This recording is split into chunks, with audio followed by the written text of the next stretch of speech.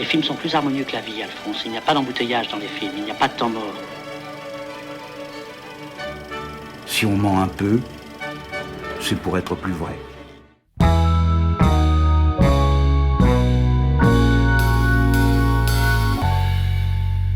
C'était un long cheminement. En fait, c'est mon co-scénariste qui est venu me voir un jour pour me proposer une histoire. Et il était tombé amoureux d'une stripteaseuse. Et il avait vécu une expérience assez douloureuse. Et étant journaliste, il avait eu envie d'enquêter en fait sur le mode de vie de ces jeunes femmes. Et il avait découvert qu'elles étaient généralement call girls et qu'elles avaient tout un chauffeur de taxi attitré qui venait les attendre à l'issue de leur striptease et qui les amenait soit chez elles, soit une passe, mais en tout cas qui leur offrait une sorte de cocon protecteur dans une vie qui peut être un petit peu agressive. Et il avait envie, il me dit, si on faisait une histoire d'amour autour de la relation entre une stripteaseuse et un chauffeur de taxi. Alors moi, j'étais moyennement motivé par l'idée d'un drame romantique comme ça, mais par contre, ce qui m'attirait énormément, c'était le chauffeur de taxi de nuit, en fait, et évidemment sa rencontre, mais cette vie nocturne parisienne, moi je suis très attiré par ça, par le fait que de la nuit, souvent, la norme se mélange avec la marge, et qu'on voit plus très bien, en fait, on ne sait plus trop distinguer les deux en fait. Et du coup, on s'est mis à enquêter un petit peu sur cette vie de chauffeur de taxi de nuit. On en a rencontré beaucoup. Et il y a une légende urbaine qui ressortait assez régulièrement, suivant laquelle des chauffeurs de taxi chinois en fait seraient mandatés par la mafia, en fait, embauchés par la mafia, et que la mafia volerait des luminaires, des compteurs pour en équiper des faux taxis, et que ces hommes-là sont volants de faux taxis. Alors, on n'a jamais pu vérifier si c'était avéré ou pas, mais en tout cas, de cette légende urbaine, moi, ça m'a donné envie de tirer une fiction, en fait. Il y avait quelque chose qui m'attirait énormément à la fois dans la communauté chinoise, qui est très, très présente à Paris, mais qui est assez opaque, dont on ne sait pas grand-chose, et sur sur le thème de l'esclavagisme moderne, en fait, d'une mafia qui exploite des chauffeurs.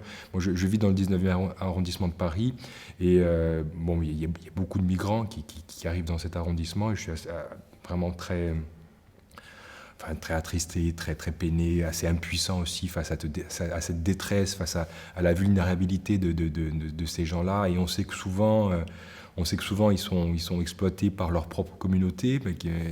Voilà. Et de là est né le film. Et puis quand les VTC ont fait leur apparition, parce que le début de l'écriture ne date pas d'hier, on s'est dit que c'était un élément supplémentaire en fait pour alimenter le thème du récit.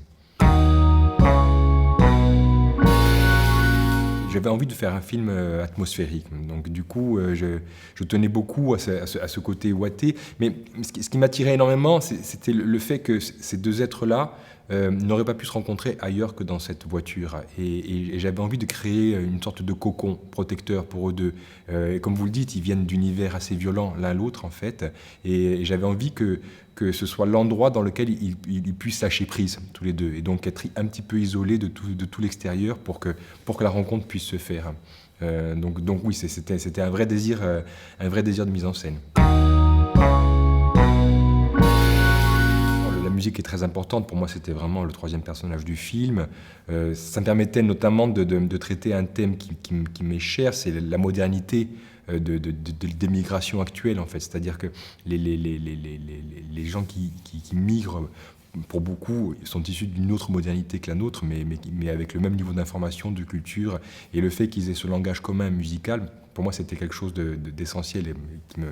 Et donc, assez rapidement, mes productrices m'ont demandé de quel artiste voudrais-tu avoir ? Et je leur ai dit, moi j'aimerais avoir un rôle, mais vous l'aurez jamais, donc commençons à réfléchir à autre chose. Et 5 jours plus tard, on était assis autour de la même table, et il était motivé pour faire le film. Et la collaboration, ça a été un vrai rêve, en fait. Il est doué, il est disponible, il est intelligent, il y a tout, quoi.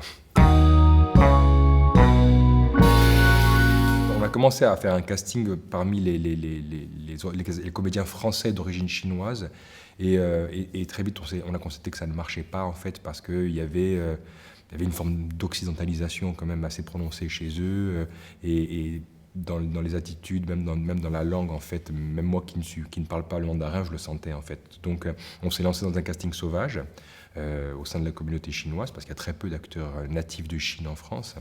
Et donc, on a rencontré le comédien principal comme ça, en fait. Il a juste été candidat à un casting sauvage. Il n'est pas du tout comédien à la base. Il travaille dans une entreprise de téléphonie. Il a repris son travail, d'ailleurs, maintenant. Et voilà, donc c'était une très belle rencontre.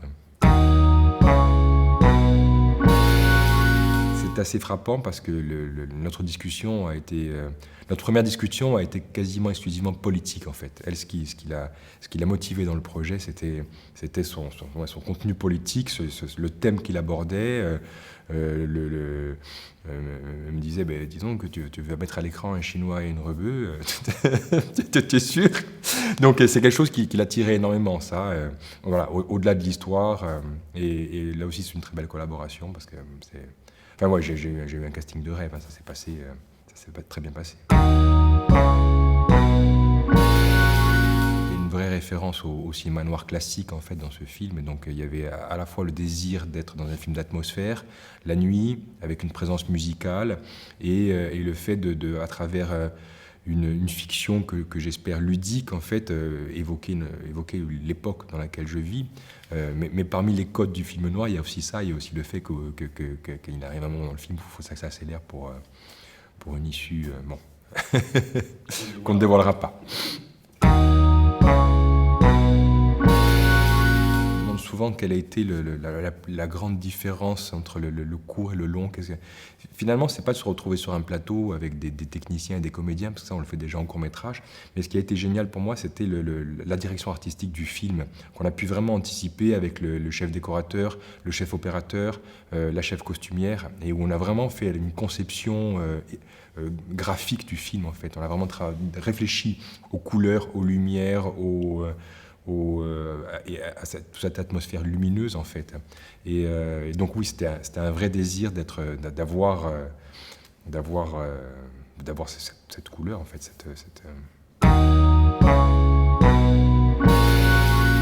je fais du cinéma d'auteur, du cinéma d'art et essai, on va dire. Donc forcément, je me situe là-dedans, quoi. Précisément, Indépendance et création, c'est un film qui a eu un très petit budget, et on a réussi... grâce à la participation de tous les techniciens et des comédiens et à la prise de risque de mes productrices, en fait, de faire ce film malgré ce manque de moyens, mais ça donne beaucoup d'indépendance et ça donne beaucoup de liberté pour créer, pour aller vers quoi on veut aller. Donc...